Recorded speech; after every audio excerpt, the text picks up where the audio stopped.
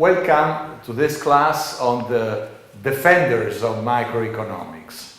As I said the last time, we have Professors Porter and Professor Kramer, who published this article in 2006 on the Harvard Business Review. It's a December article. It's called Strategy and Society. They take a classical view, classical microeconomic view at corporate social responsibility, and try to reconcile what we have seen, the economists asking for the corporation to act in their self-interest, and corporate social responsibility apparently acting just out of sheer willingness to do good. So what do Professors Michael Porter and Mark Kramer come up with? They come up with the concept of shared value. So they say, okay, corporate social responsibility is when a corporation puts forth actions that are both in the interest of the corporation itself and in the interest of society. So we are reconciling self-interest with a broader interest of society, which is what corporate social responsibility is all about. Thinking about stakeholders, thinking about a broader view of responsibility, taking a larger, wider responsibility for corporate actions. They provide tools to identify these actions of shared value. They provide important tools through the classical tools of Professor Porter. This is a value chain. So in the value chain, Professor Porter and Kramer identify a number of areas where there is potential returns, potential value, both for the corporation and for society. In the lower left corner of this visual, you may see the impact of transport. So that's one area where a corporation can act both in self-interest and in the interest of society by, for instance, limiting the amount of transportation, optimizing the amount of transportation in and out of the corporate facilities.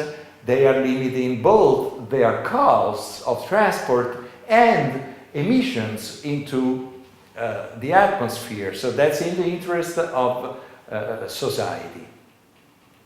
The model of the value chain is very much a model of manufacturing, but which is only a minor part of our economies, of the Western economies these days, but also of the Eastern economies. Think that in the US, manufacturing is no more than 20% of the economy in terms of GDP and in terms of the employment. In Europe, that's about 30%. And in China, it is 50%. Even in China, it is 50%. It's not a majority. It's the largest part, but it's still not as large as one would imagine, not as large as it would be warranted by the talk about manufacturing. It is important for us, though, this model here, because it gives us a good grasp of what a corporation is about, the different departments of a corporation, which is another area we have to learn if we want to talk corporate social responsibility.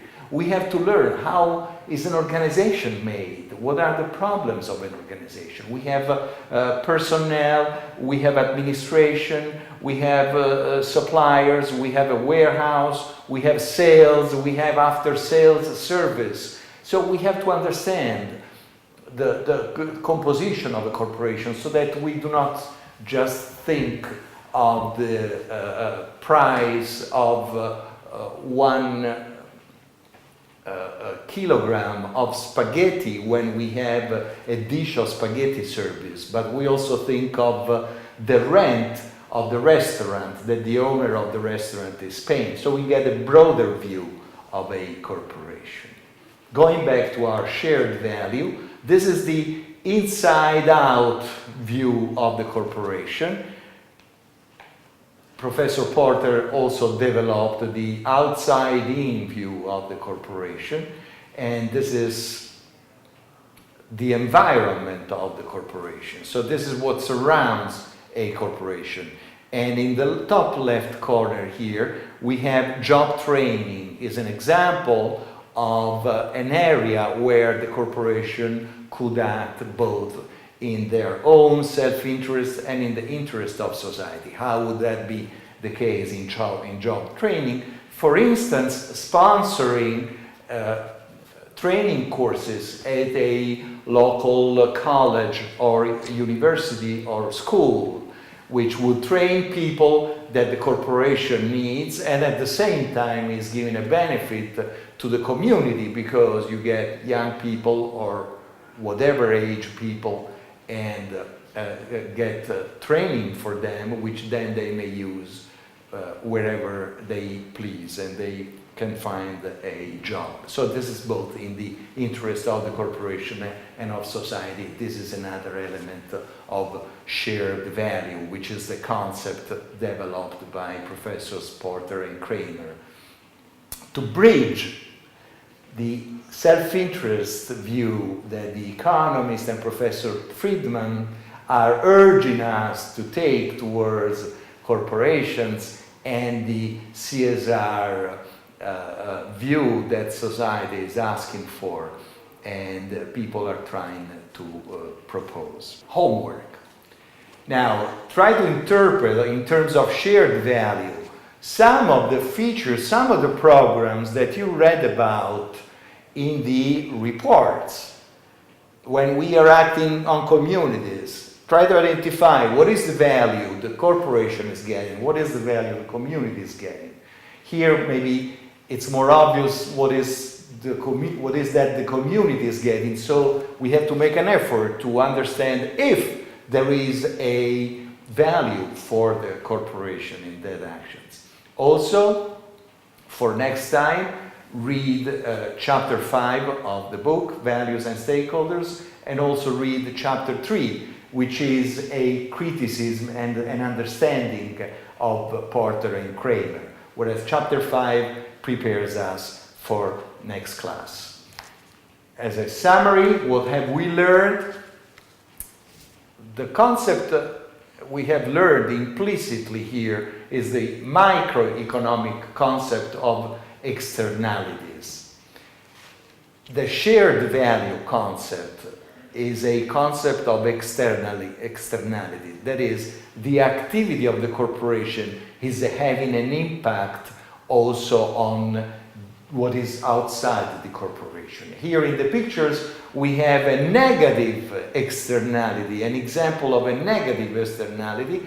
We have the local pizzeria that is dirtying the linen that are drying next door. So this is a negative externality. One economic activity is negatively affecting another economic activity. These are the linens of the local laundry that are outside to dry. This is in the olden times, or this is the way it is done still in a lot of parts of this world. This is a negative externality.